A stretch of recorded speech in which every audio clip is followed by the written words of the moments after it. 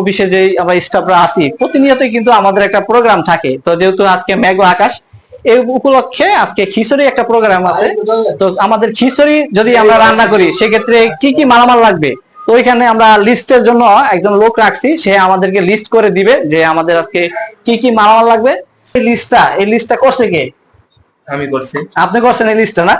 তো আজকে কিসের প্রোগ্রাম আছে আমাদের অফিসে? আমাদের খিচুড়ি খাওয়ার প্রোগ্রাম করতেছি। আচ্ছা, খিচুড়ি খাওয়ার জন্য একটা প্রোগ্রাম করতেছেন নাকি? যেহেতু মেঘলা আকাশে উপলক্ষে নাকি, না মাঝে মাঝে আমরা এই প্রোগ্রামটা করি? না, মাঝে মাঝে আমাদের এই প্রোগ্রামটা হয় আর কি। আচ্ছা। আমরা যখন সবাই একত্রিত হই তখন আমরা একটা প্রোগ্রাম করে থাকি। তা আজকে খিচুড়ি প্রোগ্রাম করছি। আচ্ছা, এইখানে যে আপনি লিস্ট লেখছেন, তো এখানে আমি দেখতেছি 60টা আইটেম লেখা আছে। তো এই 60টা আইটেমের ভিতরে আপনি চাল লেখছেন 750 গ্রাম, মুরগি দিছেন 280, আড়াই কেজি 280 টাকা ধরছেন নাকি? আর হচ্ছে ডাল 2 পদের 30 আচ্ছা, ডাল হলো 2 পদের 30 60 টাকা, পেঁয়াজ ধরছেন 50 টাকা, আর হলো কি খিচুড়ি মশলা 15 টাকা ধরছেন, তেল 40 টাকা, আর হলো শসা ধরছেন 20 টাকা। টোটালে আমাদের আইটেম হচ্ছে 7 আইটেম নাকি?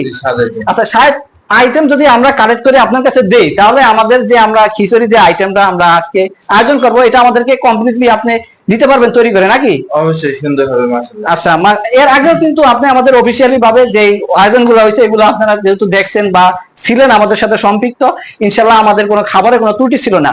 আমাদের যে খাবারের যে কোয়ালিটি, এটা কিন্তু সম্পূর্ণই কিন্তু অন্য ধরনের। এখানে যেই সকল স্টাফ আমরা একত্রিত ভাবে আসি বা বিভিন্ন প্রোগ্রাম করি, সেক্ষেত্রে আমাদের যে এক্সপার্ট।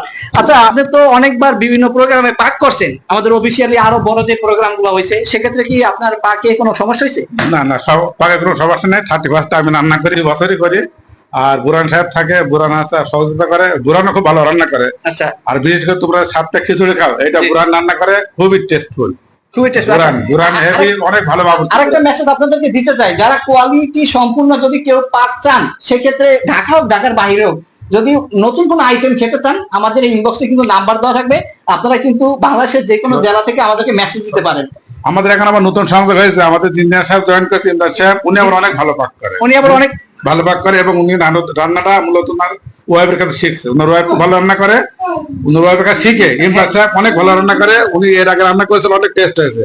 এর 31 নেক্সট 31 আসবে ইনশাআল্লাহ। তো অবশ্যই প্রোগ্রাম হয় আমাদের সৈয়দ এমপি সাহেব যদি প্রোগ্রাম করতে চায়, সেক্ষেত্রে রান্নাটা আমাদের ইমরান সাহেব করবে। তাহলে কি পরবর্তীতে 31 নাইট হলে ইমরান সাহেব রান্না করবে, সাথে সিদ্দিক থাকবে।